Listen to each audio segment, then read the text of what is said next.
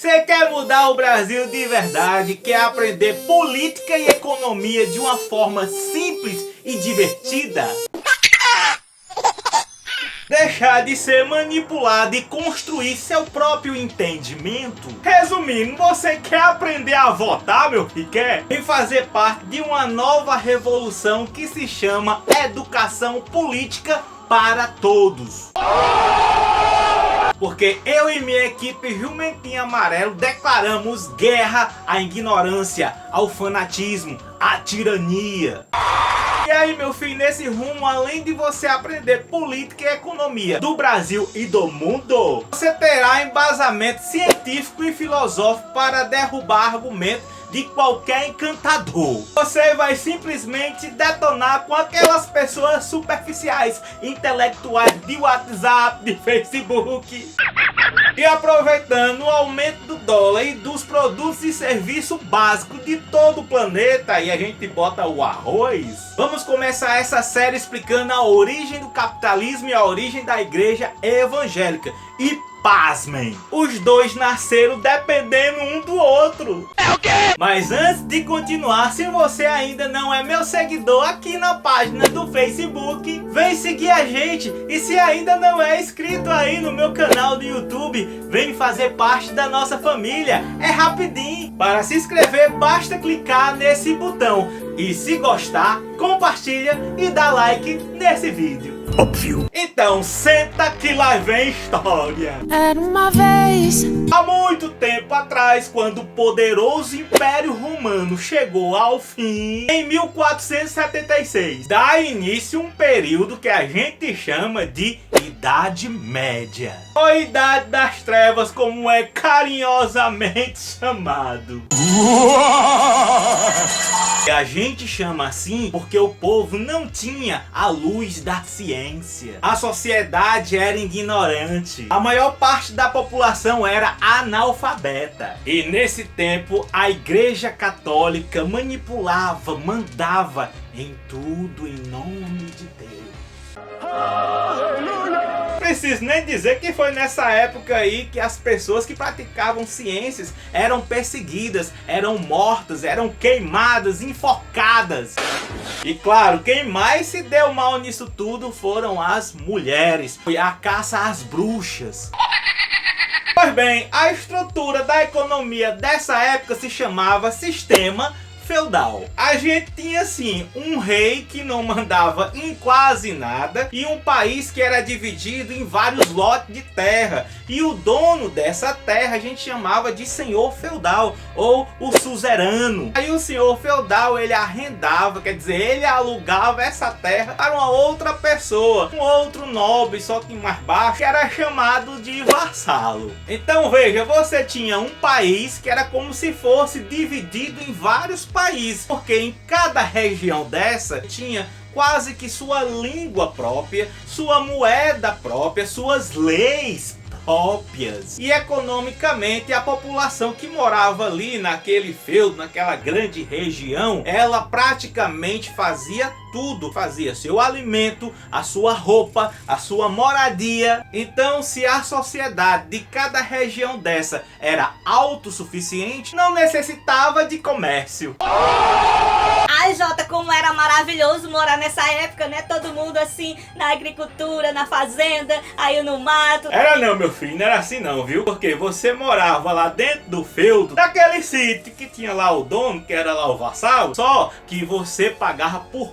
tudo lá dentro, e esse pagar por tudo não sobrava nada para você. Você era obrigado a trabalhar na terra desse senhor, produzir para você comer o seu pouquinho, e a maior parte ficava, sabe para quem? Para ele ficava com tudo. Olha só, e além de tu trabalhar lá dentro, tudo que tu usasse lá dentro da fazenda que é dele, tu tinha que pagar o aluguel. Quer dizer, além de tu produzir o alimento, produzir vestimenta, produzir tudo e dar a maior parte para o dono lá, tu ainda tinha que pagar pelos instrumentos, pelos equipamentos que tu tá usando. Pelo amor de Deus, cara. Fora que isso era tudo abençoado por Deus. A Igreja Católica estava ali de forma autoritária para dizer: meu filho, se você nasceu assim, pobre, é porque Deus quis. Você não pode sair da pobreza. Sua função é essa, é trabalhar nas terras e dar fruto, comida, moradia para o seu Senhor, para a nobreza. Parece verídico. Então, nessa época, você não podia ser dono de nada. Você não era dono de terra, você não era dono de uma casa, você não era dono nem das suas próprias roupas, você não era dono nem do seu corpo. Agora, analisando a economia dessa época, menino, o sistema feudal era péssimo. Não havia comércio, as estradas eram horríveis, cada região tinha a sua língua, seu dialeto. Só que, ao redor desses castelos, dessas regiões, começaram a se formar burgos, pessoas querendo negociar umas coisinhas. Ei, menino, eu troco minha panela pela tua colher, menino, eu troco meu arroz pela tua BMW. E aí no século XI esses comerciantes começaram a ser chamados de burgueses, comerciante dos burgos. E aí com a evolução do comércio que estava sendo incentivado principalmente pelas grandes navegações, o cara chegava de barco de um canto, levava pro outro. Ei, tu tem o que para trocar, para vender e tal, aí uma embarcação para um lado, pro outro, tudo aí nas Europa. Aí esse sistema feudal entra em declínio, ele começa a cair. E aparecer aí o capitalismo, o comecinho do capitalismo, o pré-capitalismo. E com o começo do capitalismo se desenvolve uma nova classe social. Veja que no sistema feudal não permitia aparecer classe nenhuma, nem ninguém sair de uma classe para outra. Só que apareceu essa nova classe social chamada burguesia, os comerciantes. Aparecia uma classe social para mudar a estrutura econômica do mundo, lutando pela liberdade individual, lutando pela propriedade privada, pelo direito de crescer, de lucrar, de enriquecer. E essa nova ideologia era show de bola naquele momento. Agora vejam, para o desenvolvimento do comércio eu não podia ter um país com regiões com pensamentos diferentes, com estruturas econômicas diferentes. Precisava falar a mesma língua, precisava ter a mesma moeda, precisava respeitar as mesmas leis. Aí foi nesse momento que a burguesia teve a brilhante ideia de dar poder a uma única pessoa. E adivinha quem foi escolhido para isso? O rei. Então eles queriam a centralização do poder nas mãos de um rei. E essa teoria política é chamada de absolutismo. E todo esse contexto histórico que eu acabei de falar, somado com suas transições, a gente chama de Idade Moderna, que vai de século XV a século XVIII. Então a gente teve a Idade Média e agora a gente tá na Idade Moderna. O feudalismo cai e começa aí um novo sistema chamado de capitalismo. Agora vejam que essas transições políticos, econômicos, sociais aconteceram com o apoio de um rei, mas a burguesia precisava de uma outra coisinha para legitimar todas as suas transformações. O que é que eles precisavam? A aprovação de um Deus. A gente já tinha claramente o posicionamento da Igreja Católica com relação à burguesia. A Igreja Católica enfatizava que as divisões de classe era coisa de Deus. Deus fez os nobres para ser sustentados, fez os reis para liderar e fez a pobreza para sustentar o rei e a nobreza. Então, ela era contra a burguesia. A burguesia precisava procurar uma outra religião para legitimar a sua filosofia, as suas ideologias. E aí, para você ver como as porras são, né? Naquela época, coincidentemente, tinha um monge da Igreja Católica chamado de Martim Lutero. Um cara inteligente, com doutorado em teologia, que estava muito decepcionado com a corrupção da Igreja Católica. E ele queria fazer uma nova religião cristã, um novo tipo de cristianismo. Você é o bichão mesmo. Aí deu certinho, ó, porque as ideias de Lutero diziam que o homem era livre para comercializar, para crescer, para lucrar. Ou será que não? Aí Lutero, junto com o apoio da burguesia, fizeram uma tal de reforma protestante, que era o que? Nascer ali uma nova igreja, e essa igreja foi justamente as bases da igreja evangélica. Então a burguesia agora tem o apoio de Deus. E nesse primeiro momento a gente tem o começo do capitalismo. E esse comecinho do capitalismo que deu tudo certo, né? A burguesia junto com o rei e junto com a nova religião, a religião evangélica, nós chamamos esse momento de mercantilismo. Então veja, as principais ideias econômicas eram o seguinte: o metalismo, quer dizer, quanto mais metais preciosos um país tivesse, mais rico ele era. Então, quanto mais ouro e mais prata ele tivesse, mais rico o país era. Uma balança comercial favorável, quer dizer, exportar mais e importar menos. E para ter uma balança comercial favorável, a gente precisava da intervenção do Estado, quer dizer, do rei. Então o negócio era chamado de protecionismo. O Estado deveria incentivar a produção de produtos para exportar, ao mesmo tempo que ele deveria dificultar a entrada de produtos estrangeiros. Eu sei. Gente, nessas ideias mercantilistas entra o lance de você procurar outras terras, outros lugares para comercializar. E aí entra o lance das colônias. Pegar uma terra que ninguém achou, pelo menos é o que dizia, né? Que ninguém tinha dono. Chega lá e coloniza. Bota lá para pegar toda a matéria-prima. E lá a gente põe pessoas para morar, para a gente vender coisa para lá. E foi assim que chegaram até o Brasil. Portugal era um estado absolutista.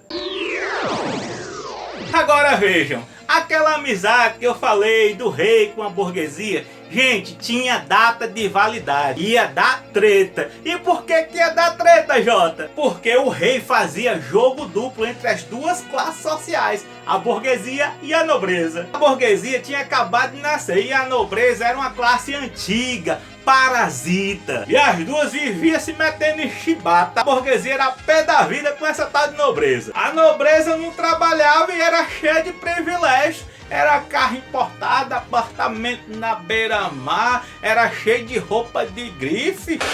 Jota, e por que o rei apoiava a nobreza, já que ela não produzia nada, só dava prejuízo? Uma palavrinha chamada conservadorismo. A nobreza já existia há séculos e o título de nobre ainda era uma moeda de grande poder. E o rei não ia dar as cartas para uma classe social que acabou de nascer, ainda mais no meio de rebeldias. Outro fato é que a igreja católica, que ainda era poderosa, dava todo apoio à nobreza. A igreja católica era totalmente contra a burguesia. A burguesia estava de olho nas terras da igreja católica. A igreja católica, menina, era cheia de terra. Por quê? Porque os nobres, os ricos, eles iam lá se confessar, para pedir perdão pelos pecados, e davam um bocado de terra. É o quê? Não, fico com as minhas terras, fico com as minhas riquezas e tal. Aí a igreja, meu filho, pode me dar. Então naquela época a igreja católica era uma das maiores latifundiárias do mundo. E a burguesia tava de olho nessas terras, é doido para produzir e ganhar dinheiro. Então veja bem, o rei naquela época era como se fosse o centrão hoje. Ele ficava ali no meio. De um lado tinha a burguesia, que seria naquela época uma esquerda, e do outro lado ele tinha a nobreza, que seria naquela época como se fosse a direita.